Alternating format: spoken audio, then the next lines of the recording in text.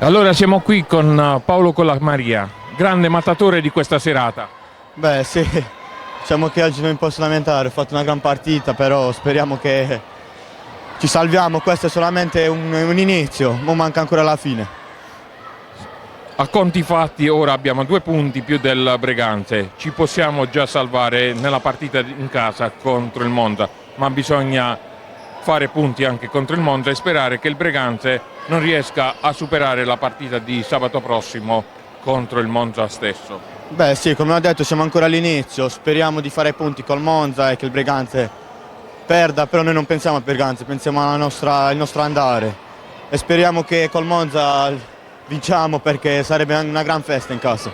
Questa sera era qui sugli spalti l'allenatore del Monza a vedere proprio la partita, l'abbiamo intercettato, era in incognito, però se le premesse sono queste, bene, allora possiamo sì che salvarci. Sì, abbiamo una grande squadra, siamo un gran gruppo, adesso l'unica cosa che manca infatti è la salvezza perché abbiamo lavorato tanto quest'anno, abbiamo fatto tanti sacrifici e adesso è arrivato il momento di ripagare tutti i risultati.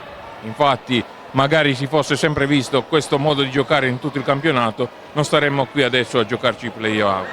Beh sì, abbiamo fatto comunque delle gran partite, poi se si perde anche merito dell'avversario che ha fatto una partita migliore della nostra.